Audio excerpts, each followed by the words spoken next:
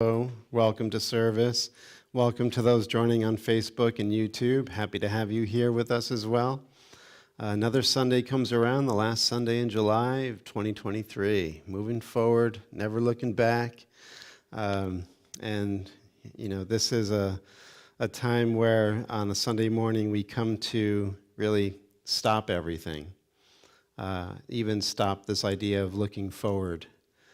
Because as we know in this way of thinking and being that we practice here on a Sunday morning, that it is an eternal now that is occurring, and we are that eternal now. And so we're learning how to train our mind and acclimate to this always already enlightened state. So we're going to be looking today at how all of this interweaves and interbees with the cosmos at large and with our own seemingly individual experience. I think you'll have an enjoyable time. I think it might be very insightful for you as we look through the lens of Mahayana Buddhism, particularly Chan and Zen, and the teachings of the Buddha. I think you'll really enjoy what's to come.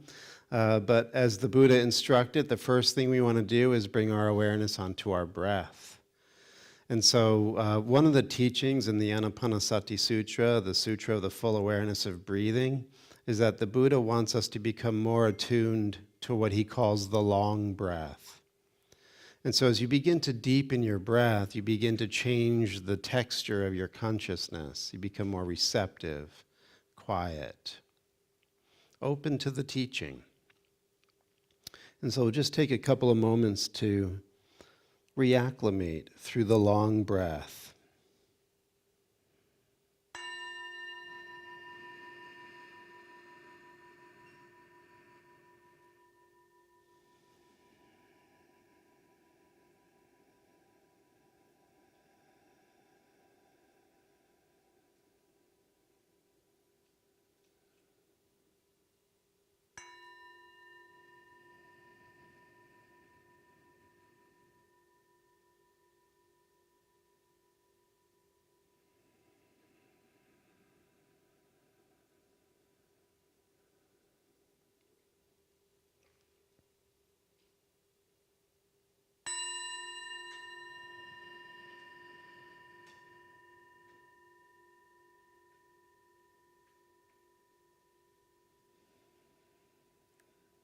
And see if you can bring your full awareness onto the breath and try to prolong it. So a very deep inhale.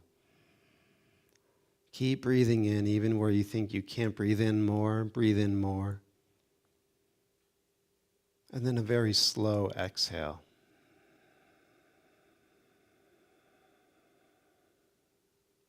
In this principle of interbeing that was realized by the Buddha, he saw that everything interpenetrates and is interdependent. And so that's exemplified within the breathing experience you're having. When your mind is racy and nervous and anxious, your breath is definitely shallow and rapid. When your mind is peaceful, calm, and clear, your breath is slow and deep. Mind and breath interwoven.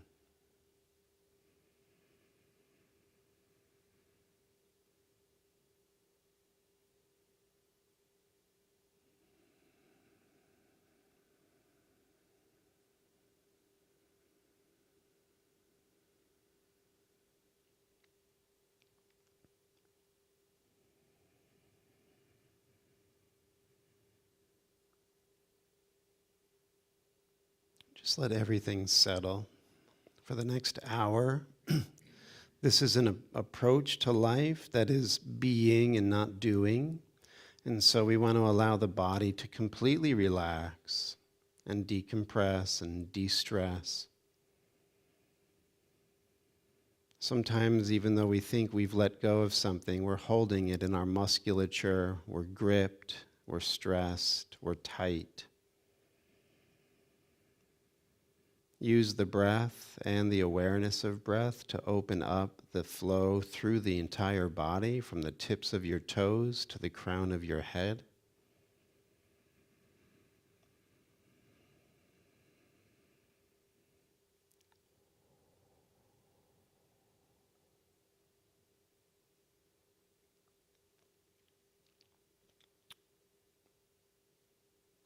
Give yourself the beautiful gift of becoming aware of your own being.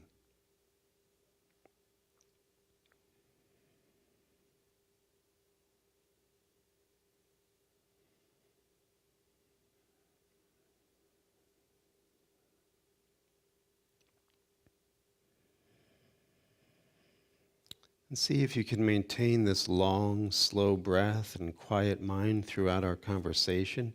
Because as we see within the teachings of Buddhism, especially within Zen, the teachings are designed to continue to trigger a deepening of awareness, of experience.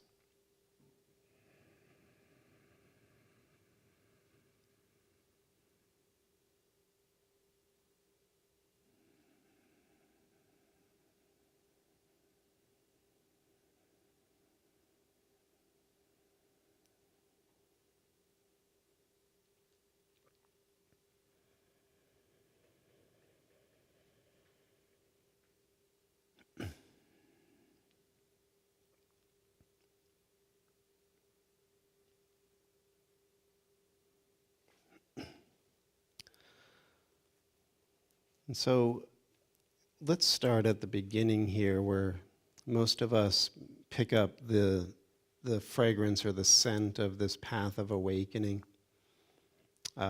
We oftentimes come out of a stressful or a challenging or a difficult situation where we begin to want something beyond our current level of understanding. We want to wake up, we want to realize God, we want enlightenment, whatever way that we're symbolizing that to ourselves. And so the first thing that we do is we set out on a path of making choices.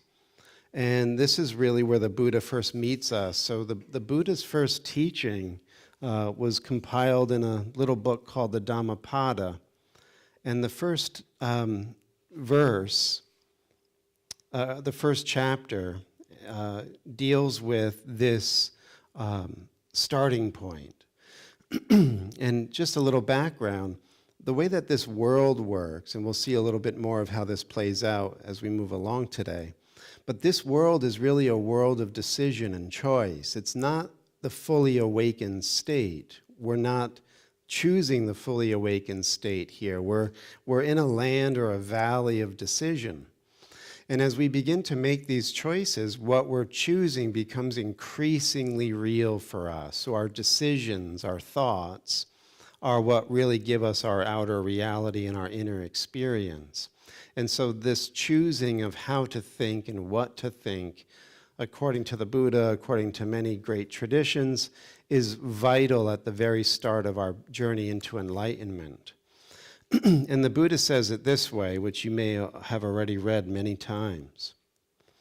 Our life is shaped by our mind. We become what we think. Suffering follows an evil thought as the wheels of a cart follow the oxen that draw it. Our life is shaped by our mind. We become what we think. Joy follows a pure thought, like a shadow that never leaves. And so he's laying out a very important principle, and if you come on a Monday night to our Course in Miracles class, you've heard it said many, many times, that your thought is causing the world you see, that your thought is actually a projection that gives you your experience. That's why he'll say in A Course in Miracles, projection makes perception.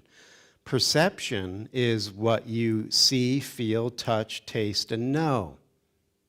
So whatever thoughts you're projecting, that is your sensory experience. That's how you'll perceive your relationships, your felt experience within the body, your emotional state, your mental or psychological state, are all these interwoven energetic patterns that are keyed to the frequency of the quality of your thoughts. So your thoughts are a certain frequency that sets the keynote to your integral experience of perception. So this is what the Buddha is saying. All suffering and all joy are determined by the thoughts that we're thinking, right? And then he goes on, he says, for hatred can never put an end to hatred. Love alone can. This is an unalterable law. People forget that their lives will end soon. For those who remember, quarrels come to an end. As a strong wind blows down a weak tree, Mara the tempter overwhelms weak people who, eating too much and working too little, are caught in the frantic pursuit of pleasure.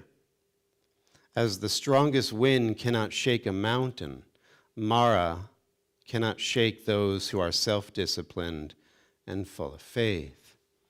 Now, Mara, if you don't know, is the Buddhist devil, and it's really just the parts of ourself that are unawake or unconscious, that are resisting this awakening process. And so he's saying that when we are left at the level of the superficial appearance within our senses, we are caught within the snare of the Mara, within the tempter, and it keeps us within this ever-repeating cycle of samsara. And so the samsara is a world where we are suffering because of the way we think, and we see suffering because of the way we think. And as we'll look in a moment at the Vimalakirti Sutra, this wonderful Mahayana scripture, that the world appears according to the capacity and the karma of each individual being. That's why no one is having the same experience. Everyone is coloring their experience and the quality of their experience based on their own individual karmic potentials and debt. And so as we think, so we are. And that means that we're all experiencing a different perspective on this cosmos. And so what Buddhism is essentially driving at is to get us out of this ever-recurring, repeating cycle of suffering by first having us tend to our thoughts, very important. But as we tend to our thoughts and we cultivate joy and virtue, and we begin, because of those qualities of joy and virtue, generosity, patience, courage, faith, wisdom, and cultivating a meditative mind, a quieting of the mind, we actually become ripe for what goes beyond thought. And so Buddhism, especially in its Zen form, wants to take you beyond your thoughts so that you can enter the true essence of yourself. You're not your thoughts. You're not phenomena. You're not what you see arising in form. You're not your relationships. You're far beyond that. And yet, they are an expression of you. Like we're seeing, the inner is always expressing itself outwardly, and so the outward picture is an inner condition. But who you are transcends all of that. We won't know that. We will be suffering beings, ignorant beings, if we stay within the clouded confusion of sense pleasure and chasing after our own gratification, our own selfishness, holding grievances. All of this makes the mind erratic, like a monkey, and it doesn't allow the mind to become quiet enough and clear enough to go beyond into that essential nature, which is Buddha consciousness.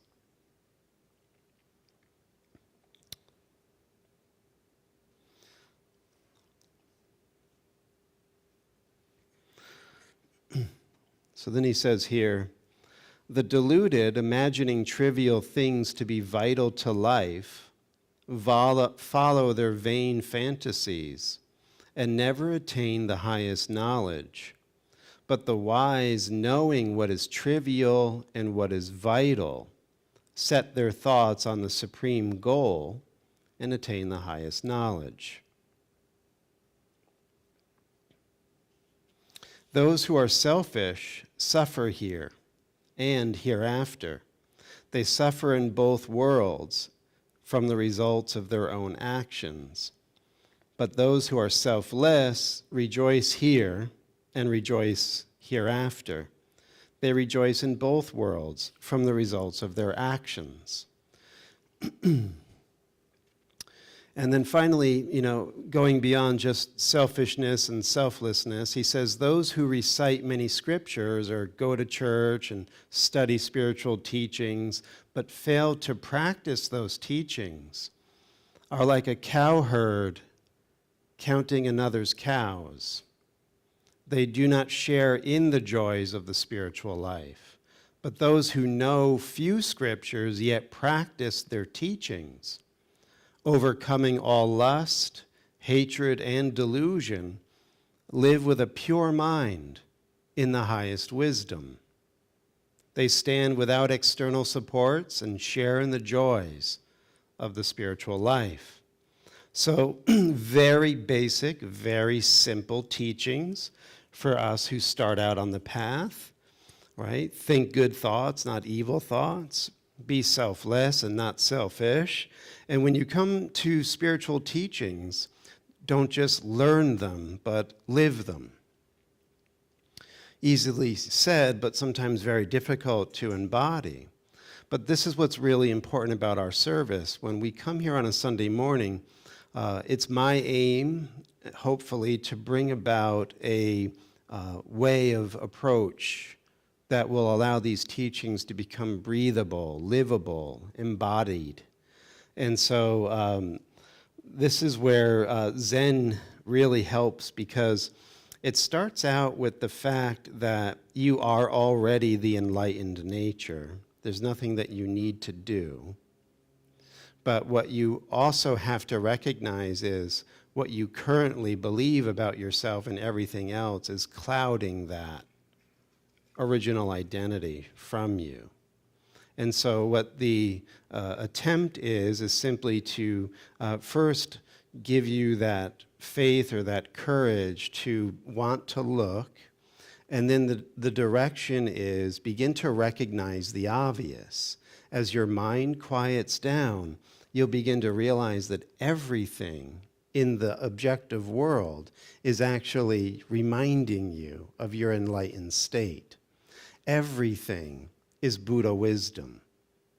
Your body is made of Buddha wisdom, deep down. Your mind is made of Buddha wisdom. The chair is made of Buddha wisdom. The wind is a mantra of Buddha wisdom. Everything is Buddha wisdom, but we're not perceiving it that way. And so Dogen is going to help us understand this. Dogen Zenji, one of the great pioneers of Japanese Zen. He lived in the 1200s. A true spiritual genius. This is his great work, the Shobo Genzo, which is the treasury of the true Dharma eye. And it's this Dharma eye, it's this awakened vision that will have us see there is nothing else but the illumined state, right? This is what's really beautiful about waking up. As Jesus says it so poignantly in A Course in Miracles, heaven is here, there is nowhere else. Heaven is now, there is no other time. And Jesus says in the Course that when your Buddha eye or your Christ vision opens or wakes up, a blade of grass becomes a thing of wonder. Because what we'll recognize, as it's so beautifully said within the teachings of Buddhism, that all is one and one is all. That we are in this holographic, fractal experience where everything is everything, but it's expressing itself in very particular ways. So, for instance, and this story was told in an excellent book. If you're into any of this, you pick it up. It's called Old Path, White Clouds. It's Thich Nhat Hanh's life of the Buddha. And in that story of the Buddha's life, Thich Nhat Hanh retells the story of the tangerine. And so he's giving you the example of this interdependent and interbeing quality of life. And so when the ordinary person looks at a tangerine, they just see a tangerine. But the Buddha wanted to show that when you're looking at a tangerine, you're seeing the entire universe. that without the sun, without the rain, without the soil, without the wind, without the night, without the moon, without the stars, without the man who picked the tangerine, all of these qualities and all of these forces go into making the tangerine. If one were missing, then there wouldn't be a tangerine. So the tangerine is the universe, as Alan Watts would say, tangerining. Right? So this is where we have to recognize that our vision is dim and obscured. We name something, we split it off from the whole, and we think we know what it is, when in fact, we're looking at the totality in everything. And so this Dharma eye, this vision, once it wakes up, everything becomes a thing of wonder because everything is reflecting the nowness and here-ness of this timeless, eternal moment. Right? So this is what is required in the Zen practice. How we experience this is we first must reach this place within ourselves where we recognize the quality of our mind. Right? Because right now, most of us are probably listening from this center of identity, right? The ego. And the ego is a constricted view and a pattern that sets itself apart from the whole. And so it can only think in fragmentation. It can only think, as we were just seeing with the Buddha's description of a spiritual teaching, where you're thinking about something. You're listening to a spiritual teaching, but it's not really livable. It's like the cowherd counting somebody else's cows. This isn't me. I'm hearing about Buddhism, but it's something. It's a religion. It's an experience I don't have. It's not me. And so what we want to do in this Zen practice, if you will, is cut through that false identity. And so Dogen has a nice little story to help with that.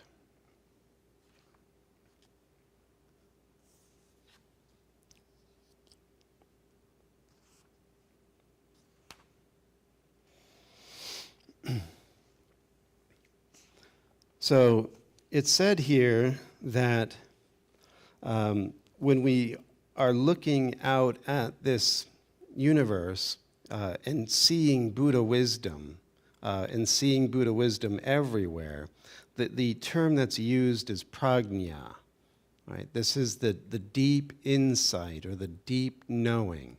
So the essential nature of your mind is not only quiet and still, but it is intrinsically knowing.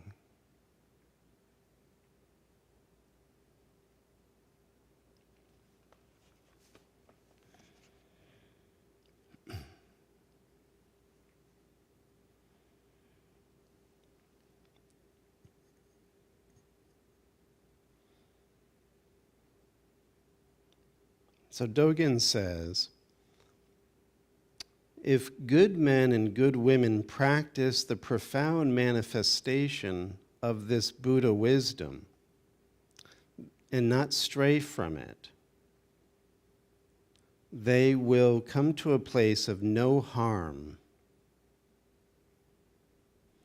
and will not be different within their experience of themselves as empty space. So in other words, when we reach this profound level of our own consciousness, we will realize that our consciousness is open space. That we're not the body. The body is arising within our empty space of essential nature. We're not our thoughts. Our thoughts arise from empty space. They continue for a little while in the empty space, and then they recede or go back down into empty space. And so to our emotions, our feelings, our memories, everything comes out of this mysterious womb of empty space, endures a little while, and quiets down and dissolves back into the empty space. And what really is going on here is what's going on everywhere. Because remember, you're the universe expressing itself. And so you are within this oneness that is duplicating or replicating itself in the same way everywhere.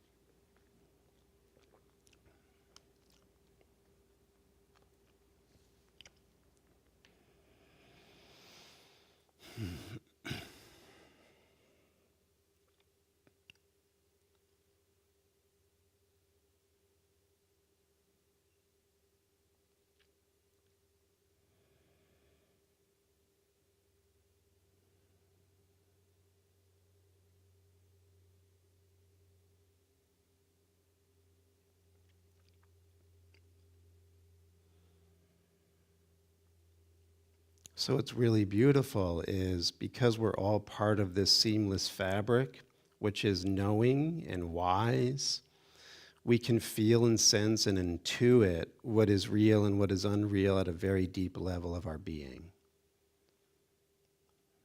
And so we know the truth when the truth shows up vibrationally. We can feel it. We can sense it. It drops us into a more authentic space. And we know when the truth isn't present and it's just words, descriptions, intellectual concepts. But the way to refine and sharpen that inner wisdom or intuitive insight is to become very quiet. That's why on the spiritual path, oftentimes when we first start out, we think that we're going to get something. We'll get a better life, we'll get a better relationship, we'll get more money, we'll get more security, we'll get.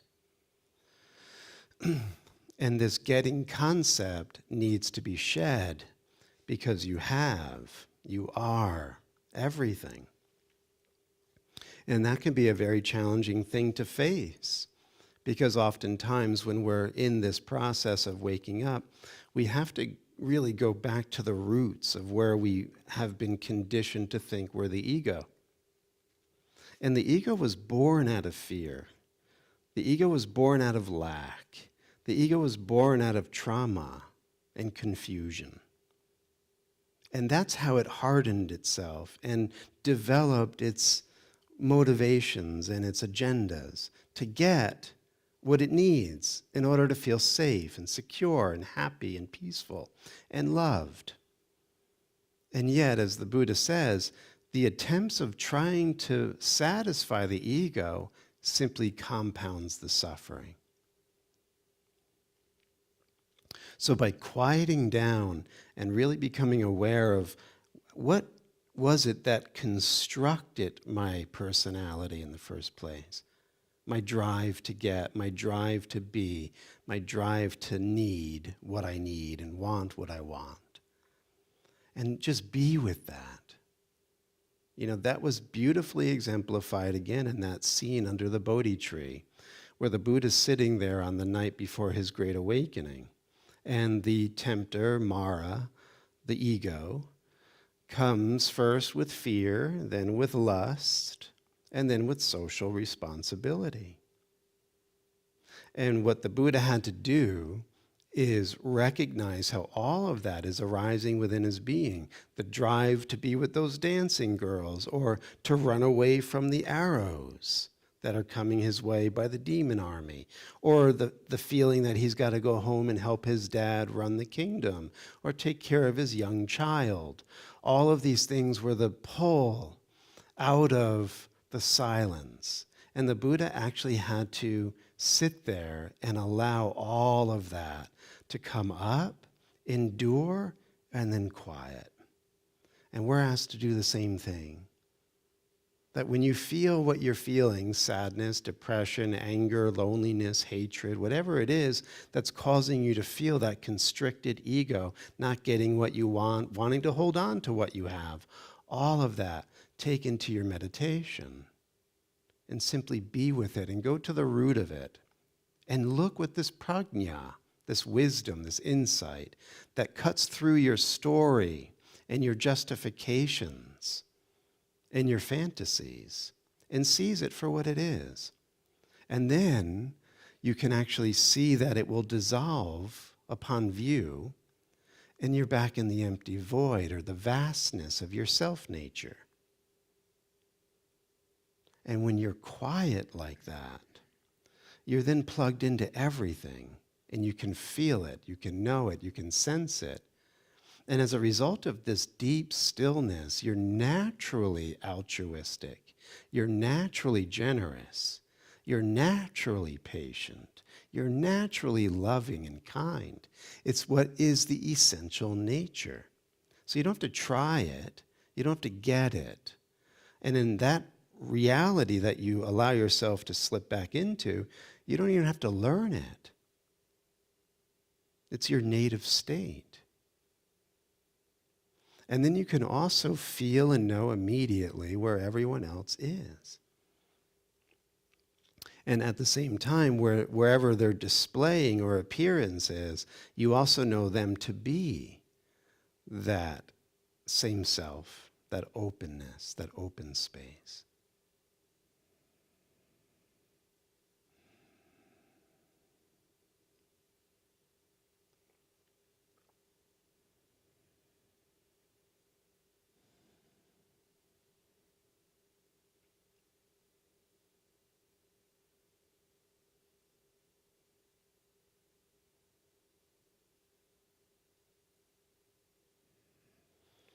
So before we move on to any other thoughts, just remember this letting go of the getting concept is a vital beginning step.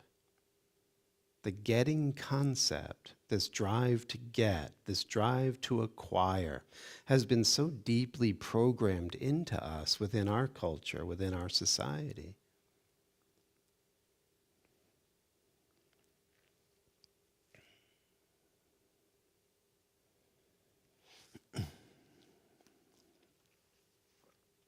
So a little more from Dogen.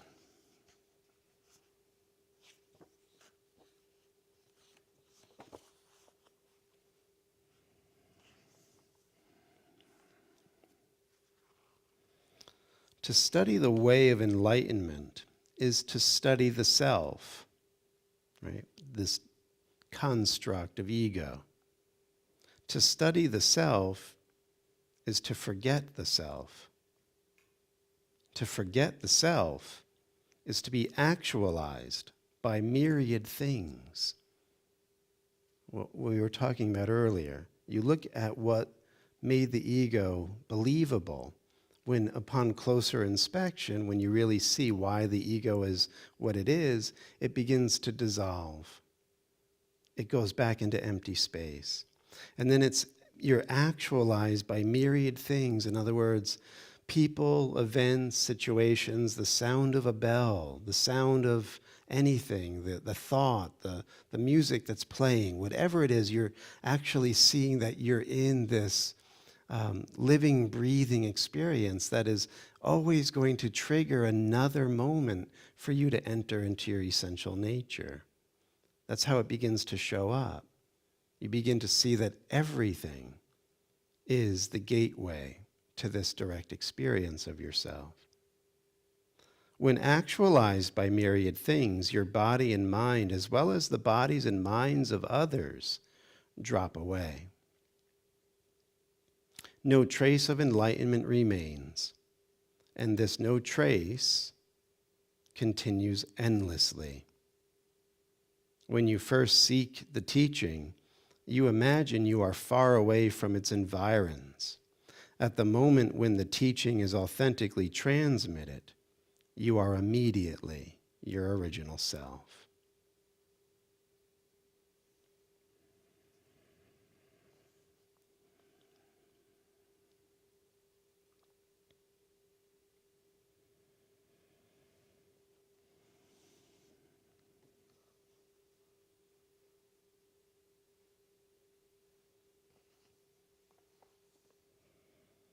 You know, one of the things that I've had to really come to terms with, more now than ever, I mean, it was a concept that I was working on, but now it's kind of in my blood and bones. And it's been for 30 plus years that I've wanted to be the teacher, that I wanted to study this stuff, learn it really well, and then give it. And that would make me happy. That would make me a success. That would give me what I want. I would then finally get my desires met. And remember, you're actualized by the myriad things. And so when things look like they're really working out for you, Jesus says in A Course in Miracles, what you've considered your greatest successes have been your worst defeats. And what you've considered your worst failures have been your true breakthroughs. We have it upside down. John wanted to be enlightened so John can fill the void or the lack, the insecurity that John is. So by learning this stuff out of an altruistic spirit, John would then bring people around him who would reflect back to him how great and knowledgeable John is. And John would be happy. And being actualized by the myriad things over this long haul of 30 plus years, John never got what he thought he was going to get. And as a result, I had to turn and look at what was making John tick. And in those moments of lack and failure and sadness and pain and heartache and disappointment, that's when the greatest work can be done. Because what's really there was this wound, this feeling deprived from a very early stage of development. And covering that up and then trying to use whatever was available in my world to make it go away through people and objects and learning. But through grace and the actualization of myriad things, none of that works. John's pissed. John's sad. John feels like a failure. And I've never been happier to be in this pressure cooker, because this is where the authentic teaching can finally dawn in my awareness. As long as I'm trying to be John, like let's just say I had a room full of people in a stadium and I'm doing a world tour and I'm writing books, and if I've never approached or felt into that deeper void or missing within my heart, I would never really heal. I would never really know myself or wake up or have the possibility or opportunity to really feel love and connected to my real self. So that's something maybe for you to consider as well, where you're not getting what you want. It's not working out in your favor. Something's, causing disruption, challenge, upset, disappointment, depression. That's where the work gets done. That's where you look. It's always a first-person situation. It's always the I thought. Go there as your spiritual practice. Whenever you're upset, whenever you're scared, whenever you're worried, whenever you're angry, turn your attention away from the object that you're projecting on and look at the one who's angry. Look at the one who's sad or disappointed. Directly go into the I thought and look. Really look.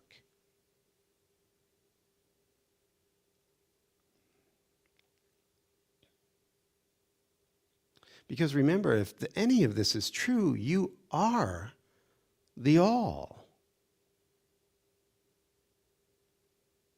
But what's in the way is that center of identity that we habitually, repetitively are programmed to think we are.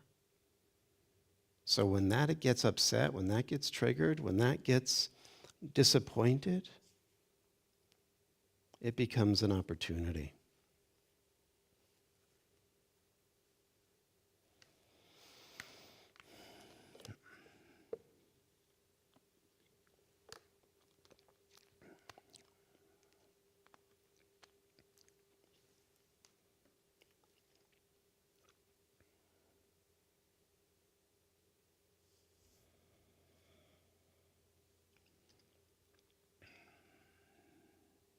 Like even now, just there is the tendency to want to say the right thing to get a response from what I see out there, and that will take me completely off track. Because what I'm really looking to do is connect with the real you.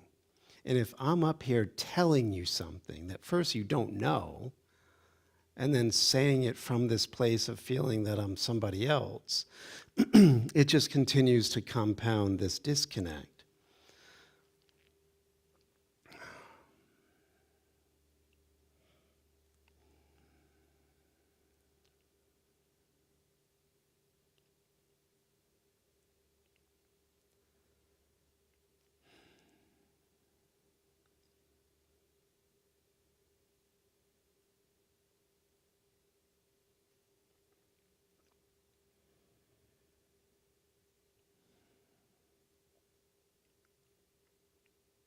I guess one thing you can say is you get to be party to the rawness, the vulnerability, the true I don't know that goes on within the human mind when it's coming to terms with this deep mystery. I don't want to pretend. I don't want to be somebody. I don't want to be a character. And so as a result, it can get messy. It's not always perfect. It's not always eloquent.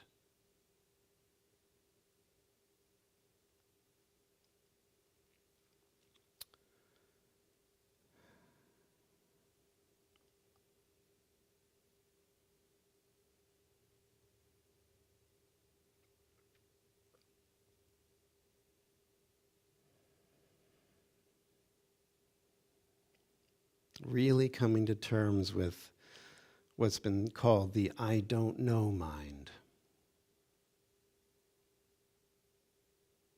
A major defense is pretending that we know. Is it hot in here? Feels very warm. Pretending that we know.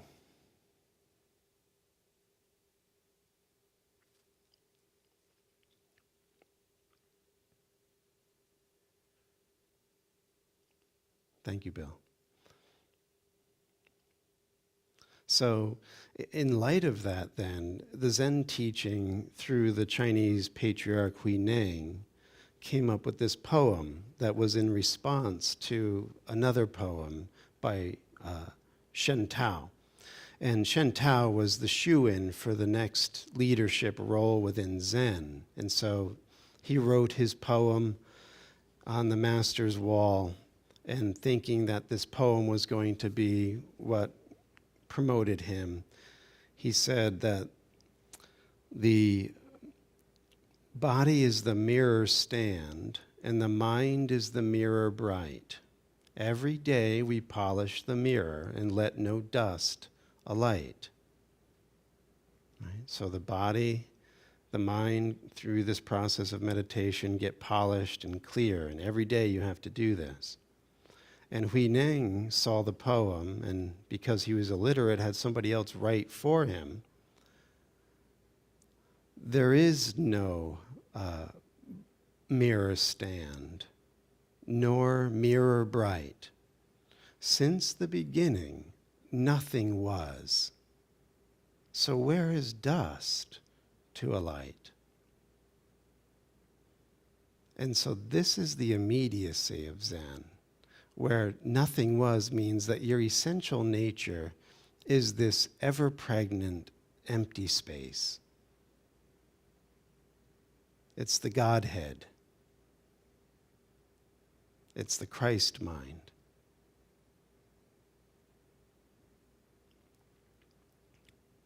And so to think that we know something when our real nature is the vastness of eternal creation.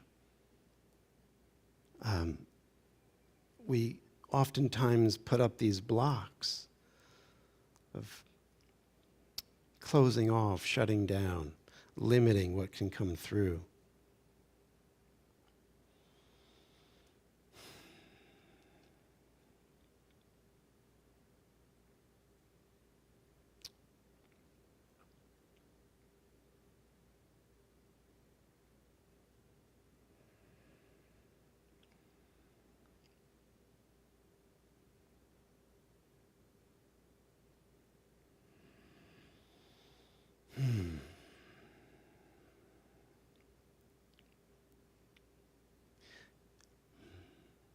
You know when you think you've been doing something so long that you would finally be able to do it well all the time?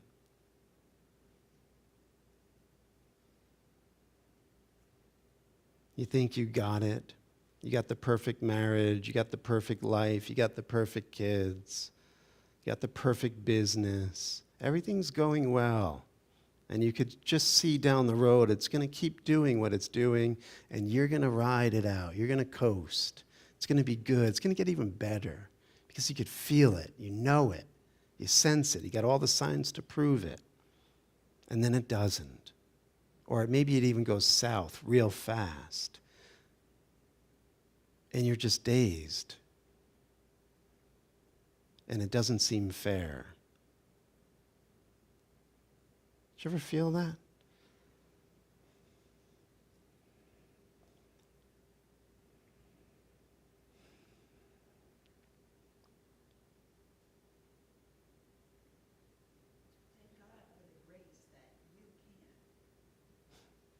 Mm. Mm. The other thing that comes in too is when these situations come, you watch the mind become your greatest enemy, speaking to you in your own voice. What a failure, or what a bastard that person was to do that. That something, when it does go south, the mind will become your worst enemy oftentimes and won't let you feel peace or feel good or let go of the pain, let go of the embarrassment.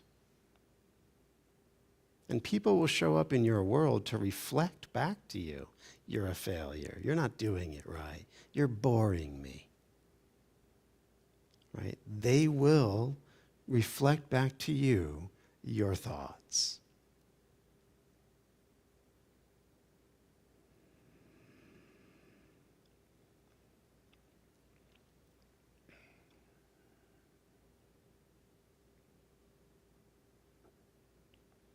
So I don't know.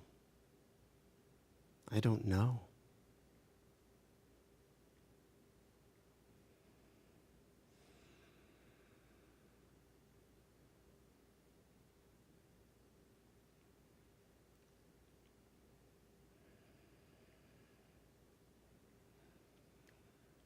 But there is one who knows.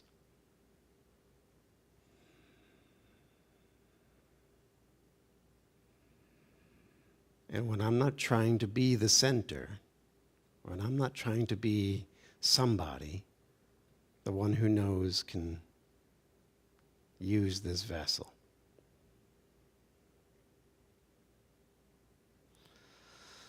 So that's about it for today, folks. Do you have any thoughts on your own that you'd like to share? Any thoughts, questions, comments? Alex. This morning, the idea or the analogy of our bodies being like houses, and when we think of the houses, they're all empty space. Yeah. And so take the structures away, that's what we are, that empty space Yeah. that you've been speaking about. Yeah. It was so beautiful. Yeah. And I just thank you because that breathing exercise that you took us through, especially the one about continue breathing even when you feel like you're full, that has been so powerful because I just slept several hours last night, and I was telling Lisa that I was going to sit in the back because I didn't want to fall asleep in front of me. And it's been so good. And just once I sort of went off, but this is amazing for me. Oh, good. So I really thank you for everything. Thank you, Alex. And you know that point about using empty space, I mean, if you think about everything that we do, this bell, in order for it to ring, has to be empty. The water bottle, in order for it to be a water bottle, we're using the empty space of the water bottle. You're using the empty space of the chair. My foot is using the empty space of my shoe. The author is using the empty space of the blank page. Everything is being done from the empty space. The empty space is the ground of being. It's what really gets used, and it's what we really are. And we're often not seeing it that way. We're seeing things as objects and not as space. But yeah, thanks for pointing that out. So it's like our projections are the bodies that we see, and all those projections, they're sort of being offered to the Holy Spirit, to the empty space. Mm-hmm. Mm-hmm. And when we become one again, when we know ourselves as the empty space, we are everywhere. Because where's the division or separation in space? Right? There's that beautiful analogy within the Advaita Vedanta that when the air in the pot, when the pot gets broken, the air is the air. Right? It's that same idea that we are empty space. I mean, we know this too through physics. When you really drill down into the subatomic world, vast empty space, vast. And then when you go up into the macro, vast empty space. And physicists have said that it's 99.99999% empty space. And matter energy is 0.000001. And we're so fixated on the energy and the matter that we've neglected to look at what is really the true presence. Right? This is who we are. We're not objects. We're not images. We can play with them. They arise out of who we are, but we've gone into amnesia. Alex. So yesterday's lesson was I choose the joy. I choose the joy of God instead of the pain. Mm-hmm. The joy that was created by God, the thought of God. Pain was made by me, Yes. by the ego. Yeah, so remember, the Course will be very clear about that. The ego is body identification, so you're identifying as a solid object. That's pain in the mind, because the mind is vast, empty, open space, forever creating. But when it identifies with such a little, restricted, limited image that it's making, it hurts itself because it wants to be what it is. That's joy, right? The vastness. So as long as we're trying to be the body, we are perpetuating our suffering. Yes. Final thoughts?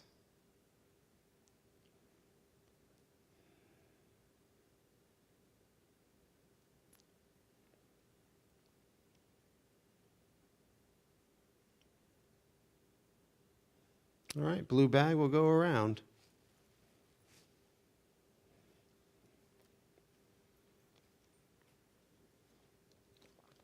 If you're joining us on Facebook or YouTube, you can donate to the 8 a.m. service. We thank you very much for your support.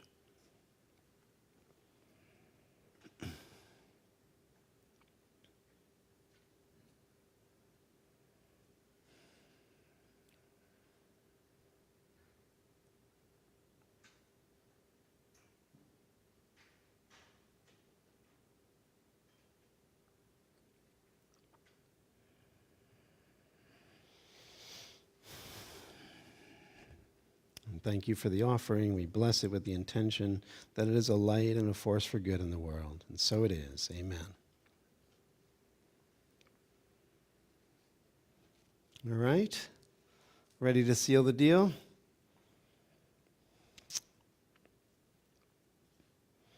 So you can stand. Yes, please.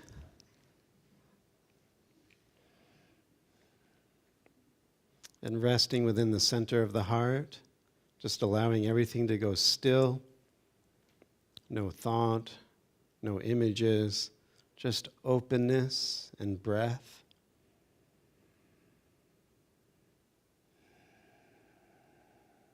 And in the silent, vast openness, we can truly know that the light of God surrounds us, the love of God enfolds us, the power of God protects us, and the presence of God watches over us. Wherever we are, God is. Amen. Have a beautiful day, everybody. Thank you.